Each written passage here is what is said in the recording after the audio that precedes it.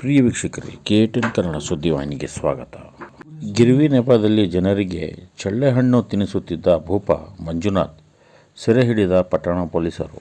ಮಂಗಲ ಗ್ರಾಮದ ಬಂಗಾರು ಎಂಬ ವ್ಯಕ್ತಿಯ ಪಟ್ಟಣದ ಪೊಲೀಸ್ ಠಾಣೆಯಲ್ಲಿ ಗಿರ್ವಿ ನೆಪದ ವಂಚನೆ ಮಾಡುತ್ತಿರುವ ಬಗ್ಗೆ ದೂರಿನ ಮೇರೆಗೆ ವಂಚಕನನ್ನು ಬಂಧಿಸಲು ಬಲೆ ಬೀಸಿದ್ದರು. ಕಳೆದ ಹಲವಾರು ತಿಂಗಳಿಂದ ನಗರದ MDA ಲಾಡ್ಜ್ನಲ್ಲಿ ಗಿರ್ವಿ ಅಂಗಡಿ ತೆರೆದುಕೊಂಡು ಅಮಾಯಕ ಜನರಿಂದ ಚಿನ್ನ ಗಿರ್ವಿ ಇಟ್ಟುಕೊಳ್ಳುತ್ತಿದ್ದ. ಏಕಾಏಕಿ ಕೆಲ ದಿನಗಳಿಂದ ತಲೆಮರೆಸಿಕೊಂಡು ಗಿರ್ವಿ ಇಟ್ಟಿಕೊಂಡಿರುವವರ ಪಂಗನಾಮ ಹಾಕಿ ಪರಾರಿಯಾಗಿದ್ದ ಎಂದು ತಿಳಿದುಬಂದಿತ್ತು. ಜನರಿಗೆ ಪಂಗನಾಮ ಹಾಕಿದ ವ್ಯಕ್ತಿಯನ್ನು ಗುಂಡ್ಲುಪೇಟೆಯಲ್ಲಿ ಬಂಧಿಸುವುದರಲ್ಲಿ ಯಶಸ್ವಿಯಾಗಿ ಪಂಗನಾಮ ಹಾಕುತ್ತಿದ್ದ ಮಂಜುನಾಥ್ ಅವನಿಗೆ ನ್ಯಾಯಾಲಯಕ್ಕೆ ಹಾಜರುಪಡಿಸಿ ಹೆಚ್ಚಿನ ವಿಚಾರಣೆಗೆ ಒಳಪಡಿಸಿಕೊಂಡಿದ್ದಾರೆ ಎಂದು ಮಾಹಿತಿ ಲಭ್ಯವಾಗಿದೆ.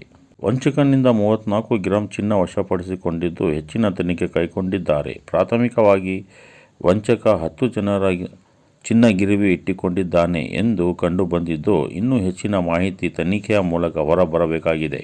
ಈ ಕಾರ್ಯಾಚರಣೆಯಲ್ಲಿ ಪಟ್ಟಣ ಪೊಲೀಸ್ ಇನ್ಸ್ಪೆಕ್ಟರ್ ಜಗದೀಶ್ ನೇತೃತ್ವ ವಹಿಸಿದರು.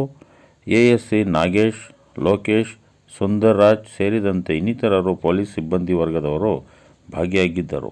ವೀಕ್ಷಕರೇ, ನೀವೇ ನೋಡಿ, ವಂಚಕನಿಗೆ ಇವನೇ ಮಂಜುನಾಥ್ ಎಂಬ ವಂಚಕ